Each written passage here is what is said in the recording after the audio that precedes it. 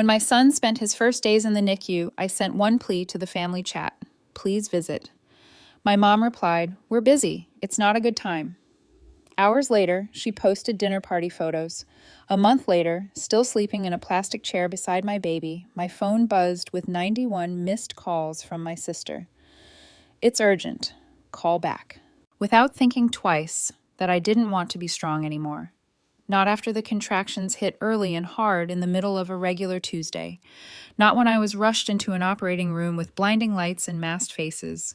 Not when I woke up hours later and was told my son was in critical condition.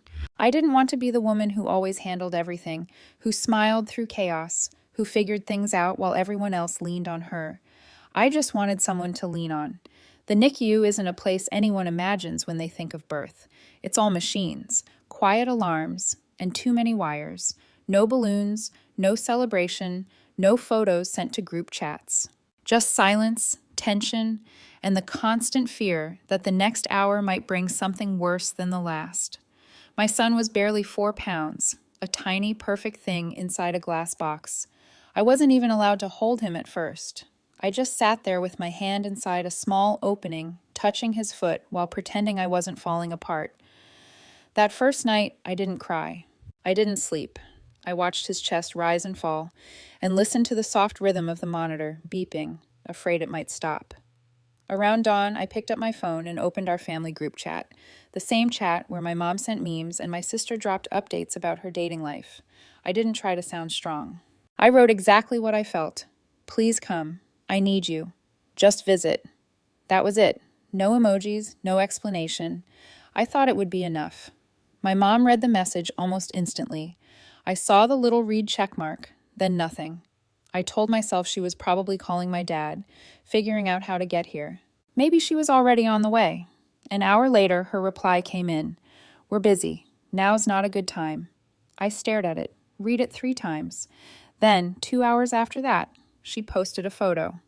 Her and my dad at some trendy-looking restaurant, full glasses of wine, smiling like nothing existed outside of that frame. The caption said something about a well-deserved date night. There was nothing about my son, nothing about me. I didn't reply. Neither did anyone else. My sister Amy didn't even react to the message. No thumbs up, no sad face, nothing. She always had an excuse: her job, her boyfriend, her anxiety, and I always gave her space. I thought maybe this time would be different. Maybe she'd surprise me, but the silence just grew louder. Chris tried in his way. He brought snacks, rubbed my shoulders, asked how I was, but I could tell he didn't know how to carry any of it. He stayed for a bit, then left. Every night, and I stayed. My grandparents came, not because I asked. They just showed up. They didn't try to cheer me up or say things like, "It'll be okay." They brought thermoses of soup and sat beside me, holding space in a way no one else had. When I fell asleep in the chair, my grandma covered me with a blanket from her car. When I couldn't talk, they just stayed quiet with me. They didn't need instructions. They just loved. The days turned into weeks. I stopped expecting anything from my family. The only thing I kept doing was showing up for my son, reading him stories through the plastic, singing quietly even though I wasn't sure if he could hear. Nurses started calling me the strong one. I wanted to tell them how wrong they were. And then 32 days in, at 3:11 a.m., my phone buzzed so hard it fell off the plastic tray beside me. The screen was lit up with notifications. Missed calls stacked on top of each other, all from Amy, 91 of them, and one message: "Surgeon, call back." I didn't hesitate. I pressed call. I had no idea that whatever was coming would change everything, not just with her, but with everyone. Amy answered immediately. No hello, no breath. She jumped in like she'd been waiting hours for me to call back. She said Mom had collapsed at home. Seizure, maybe a stroke. No one was sure yet. The ambulance had just left. Dad was falling apart. She was crying, panicked, asking how fast I could get to there. She said she didn't know how to handle it alone, that I needed to be there. I didn't speak right away. My son was finally asleep on my chest for the first time. No tubes, no machines, just his warm little body, breathing in and out. I looked down at him, his skin soft and pink against the hospital gown they gave me for kangaroo care. I wanted to be present in that moment, not on the phone being dragged back into a place I'd barely survived getting out of. I told Amy I couldn't leave the hospital. She went quiet, then asked if I could come later, maybe tomorrow. I told her again. No, I couldn't. There was a pause. I waited for her to acknowledge what I'd been through. Just something, anything that sounded like understanding. Instead, she said, "So you're just not going to help? Mom could be dying." That hit differently. I didn't yell. I didn't explain. I just said, "I hope she's okay." And I hung up. I didn't cry. I didn't even feel guilty. There was a kind of silence in my chest that felt almost like peace. I wasn't angry. I was done. In the next 2 days, my phone kept lighting up. Calls, texts, voice notes, updates from Amy. Mom was stable. They were doing tests. Dad was a mess. The hospital food was awful. Could I at least talk to him? Could I call her back? Could I be there? Every single message had the same theme. We need you now. We're overwhelmed. Come fix it. No one asked how my son was doing. No one asked how I was holding up after a month of living in a chair. No one mentioned the message I sent asking for help. No one said sorry. Then she sent it. The text that made everything inside me go cold. I know things have been tense, but we have to come together now. We're still a family. Tense. That's what she called it. I thought of the night I sent the message from the NICU asking them to come. How Mom replied, "Now's not a good time," before posting dinner party photos. How Amy hadn't even responded. And now suddenly we were a family again because they needed me. That was the moment something clicked. I didn't reply. I didn't even open the messages after that. Instead, I asked the nurse how soon we could be discharged.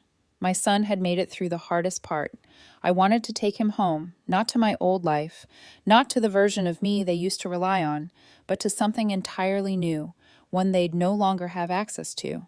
I started thinking about everything I'd done for them over the years, covering Amy's credit card debt, helping Mom and Dad refinance their mortgage when they were about to lose the house, babysitting Amy's kids when she wanted a weekend to herself, driving 2 hours to take my mom to appointments when she didn't want to go alone. I remembered every time they said, "You're the strong one," while quietly draining every ounce of strength I had. It was time they learned what it looked like when I stopped showing up. The next day, I deleted the group chat. I didn't announce it, just hit leave group and turned my phone face down. That night, I told my grandparents everything. Every single thing that had happened, not just in the last month, but over years. The pattern, the guilt, the exhaustion. They listened. Then my grandpa nodded once and said, "You're not wrong, Kara, not for any of it." My grandmother added, "They made their choices. Now you get to make yours." And I did. But what came next, they never saw coming. Not Amy, not my parents, not even Chris. Because this time, I wasn't just walking away. I was taking everything they thought they still had control over with me. Leaving the hospital felt surreal. My son, bundled in a soft blue blanket, was asleep in the carrier beside me. We walked out of the NICU, past the nurses who had become my only real lifeline, through the corridors that had held every emotion I'd buried for the past 5 weeks. I didn't look back. We went straight home. No stops, no announcements, no group chats. The silence from my family was strange at first, like waiting for a storm that never came. Amy didn't call again. Neither did my parents. I saw that they'd added each other back into some version of the group chat. I hadn't been reinvited. It was fine. I had a newborn and a pile of medical bills and an apartment that felt unfamiliar after living at the hospital for so long. I had bigger things to do than chase after people who only knew how to take. Chris tried to talk to me about it once, said something about how they were still my family. I didn't argue. I just asked him what he thought they were to me when I was begging for help and nobody showed. He didn't have an answer. A week after we got home, the first of the automatic payments hit my account, the ones I'd been covering for years without being asked. Amy's car loan, my parents' utilities. One by one, I started shutting them off. No warning, just canceled the transfers. 2 days later, Amy texted me, "Hey, I think there's an issue with the bank. My payment didn't go through." I didn't reply. A few hours later, another message. "Did you cancel the transfer? I'm going to get hit with late fees." "Kara, I thought we were going to talk about this." "Talk about what?" I had sent one message from the NICU, asking them to come. They didn't even bother to pretend they cared. I deleted her message and blocked the number. The next day, I got a voicemail from my dad. I hadn't heard his voice in weeks. He didn't say anything about my son, didn't ask how we were, just launched into a long-winded explanation about how hard things had been since Mom got home from the hospital, how money was tight, how he knew I'd been through some stuff, but family had to stick together. I blocked him too. Chris watched all of this unfold with a kind of quiet confusion. He didn't get it, not fully, but he stopped asking questions. I think he saw something in me that scared him a little. I wasn't emotional, I wasn't angry, I was done, and he knew it. Then something happened that shifted everything into sharper focus. My grandparents invited me to dinner. They'd seen the silence, the distance. They never asked me to explain it, but that night after dinner, my grandfather handed me a stack of documents. He'd been revising their will quietly without telling anyone. He said, "We've seen who's there for you and who isn't. We're not leaving anything to people who've treated our granddaughter like a stranger." It took me a moment to realize what he meant. They weren't just cutting my parents and Amy out of any future inheritance. They were transferring assets into my name now. Real estate, savings, trust accounts, everything they'd once promised to divide. My grandmother looked at me and said, "We won't be around forever, Kara, and we want to make sure the people who deserve your love don't end up using you." They saw it. They always had. And now the people who thought they could keep pulling from me forever were about to learn what it felt like to have the ground pulled from under them. The first reaction came from Amy, and it wasn't what I expected. One morning I got a package. No return address, just my name handwritten. The ink a little smudged. Inside was a half-page note and a framed photo of the four of us. Mom, Dad, Amy, and me from years ago at some lake vacation I barely remembered. The note said, "I don't know what happened to you, but I hope you figure it out soon. None of this is normal." That was it. No apology, no mention of my son, no recognition of what she had or hadn't done, just a passive-aggressive attempt to frame me as the problem. I didn't reply, but it rattled something. Not guilt, just clarity. They didn't see me as a person. I was a service, a system. And now that the system had shut down, they didn't know how to act. What they also didn't know was that I wasn't just cutting off financial support. I was cutting every thread they thought they could pull, including the ones they had no idea I even held. A week later, I met with my grandparents' lawyer to finalize the asset transfers. That same day, something strange happened. Chris didn't come home. I waited. I texted, called once. Nothing. Around midnight, he messaged saying he was staying at a friend's, that he needed space. I asked if something was wrong. No response. By morning, I figured it out. My parents had reached out to him. I don't know how, maybe through his sister, maybe directly, but they had, and instead of ignoring it, he listened. He came back 2 days later acting weirdly calm, like nothing had happened, sat on the couch, said he thought we should talk. "I know this is going to upset you," he started, "but I think you're being a little extreme. They're still your family." I just stared at him. He continued, said he talked to my mom. She was ashamed, apparently, didn't know how to fix things. He said Amy felt attacked, that they were just trying to reconnect. That's when I realized they had gotten to him because they couldn't get to me. Chris said he wanted us to think about our son, about growing up without grandparents, without cousins, without the family he deserved. He said forgiveness was strength, that maybe I'd taken things too far. I didn't argue, I didn't cry. I just asked one question. Did they ever ask how our son is? He blinked, thought, then said slowly, "No." But that was enough. Later that night, when he went to shower, I opened the shared bank account and removed access. I moved what was mine. He still had his own accounts. I didn't take from him. But I wasn't going to wait for the manipulation to grow roots. Chris wasn't cruel, just weak. And weak people make dangerous allies when you're trying to protect something precious. 2 days later, he left again. This time, I didn't ask where he was going. But something even more unexpected happened the following weekend. I got a call from an unknown number. I let it ring out. Then it rang again and again. I picked up ready to hang up, but the voice on the other end stopped me. It was a woman I didn't recognize. Her name was Leah. She said she used to work for my father. And then after a pause, she said, "I think you should know something. He's been telling people he's suing you." First, I thought it was a bluff. My dad threatening to sue me for what? Emotional distance? But Leah, the woman who used to work for him, told me more. "He's telling people you manipulated your grandparents. She said that you turned them against him, that they were coerced into changing the will. I didn't even know whether to laugh or feel insulted. My grandfather had been managing their estate since before I was born. No one coerced him. And even if I wanted to, there was no version of reality where I could tell that man what to do with his money. I thanked Leah for the heads up. She said she'd quit 6 months earlier because she couldn't handle how manipulative he was becoming. We hung up, and I sat with it for a moment. Not hurt, not scared, just tired. Then I made 2 decisions. First, I called my grandfather and told him everything. Second, I cut the final thread. Up until that point, there was still one quiet way I'd been helping my parents. A private loan I'd co-signed 3 years earlier to help keep their business afloat. A low-interest, flexible term loan that they'd never fully repaid. I had the power to restructure or freeze it, but I hadn't. Out of guilt, out of some old broken sense of obligation. That same day, I contacted the bank and formally pulled my name from all co-signing obligations. They would now be fully responsible for repayment. Every month, no safety net. I also notified the loan officer about the situation and submitted documentation showing misrepresentation on their part. It triggered a reevaluation. Within 2 weeks, the business account was frozen for review and everything changed. Amy called again from a different number. I didn't answer. She left a voicemail crying, not subtle crying, but panicked, breathless sobs, saying I was tearing the family apart. That mom had broken down after hearing from the bank. That dad was devastated and felt betrayed. Then she said something that sealed it all. If you do this, we'll have nothing. Are you really okay with that? I deleted the voicemail. 3 days later, I got an email from their lawyer. It was short, 1 line. This matter is considered closed. No further action will be taken.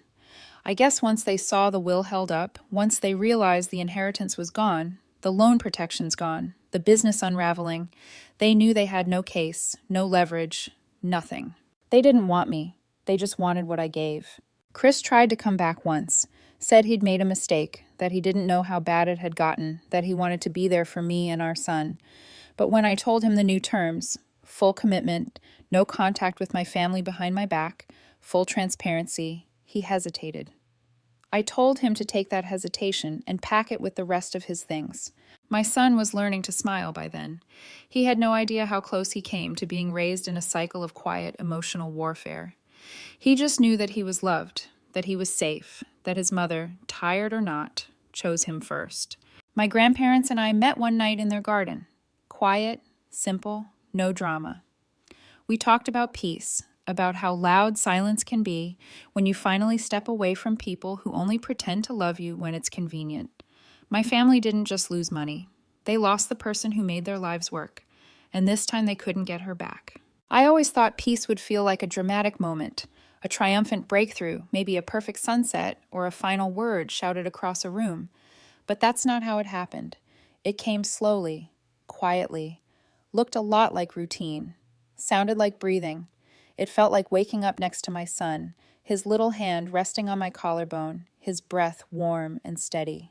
There were no machines this time, no wires, just a crib beside my bed, and the kind of silence that doesn't feel empty, the kind that means nothing is about to fall apart.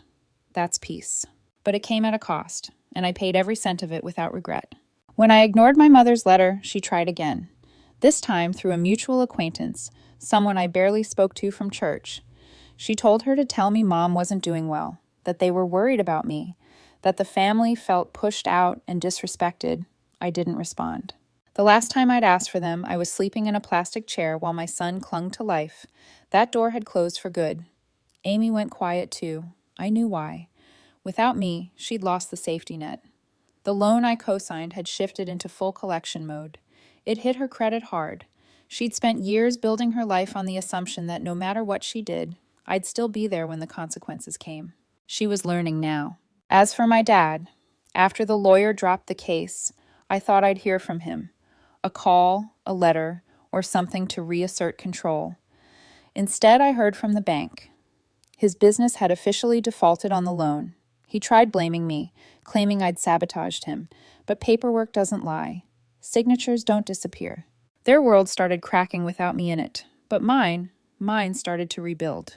I finally got clarity on my own finances. Organized, clean, unburdened by secret transfers and quiet guilt. I moved into a slightly bigger apartment with better light and a second bedroom I turned into a nursery. It's not fancy, but it's mine. Every lamp, every photo frame, every blanket was chosen because I liked it. Not because it was a hand-me-down, not because it was free, not because someone else told me I needed it. My grandparents helped where they could, not with money, but time, love, stability. They never once pressured me to reconcile. In fact, my grandfather told me something one night that stuck with me. He said, "Sometimes cutting someone off isn't an act of anger, it's an act of self-respect." I think about that a lot. Chris has moved out for good. The separation was clean, unemotional. He didn't fight me on anything. I think he knew he'd never really been in the fight to begin with. We didn't hate each other. We just ended. Some endings are like that. Slow burns that leave no fire behind. Now it's just me and my son, and I'm not scared. We wake up early. He smiles when he sees me. I read to him from books I picked out one by one. He's growing fast, curious, strong, already trying to pull himself up when I lay him on my lap. There's still a long road ahead. Single motherhood isn't easy, but every decision I make now, I make without fear of someone else's disappointment. I'm raising him to know love that isn't transactional, support that doesn't come with strings, family that means presence, not pressure. There are a few things I haven't shared yet, details about something else that happened recently, something small but unexpected, something I'm still thinking about quietly. I'm not ready to write about it now. Maybe I'll update later, but for now, I'll leave you with this. Okay. No, I'm more than okay. I'm free for the first time in my adult life. Not because someone gave me permission, but because I stopped asking for it, and I've never been more sure of what I deserve. The update. I wasn't planning on writing again. I honestly thought the last part would be it. The final chapter, the closed book. Life had become simple in the best way. No drama, no chaos, no one draining me dry. Just quiet mornings, soft baby laughter, and a steady rhythm I hadn't known I was capable of creating. But sometimes peace brings with it strange echoes.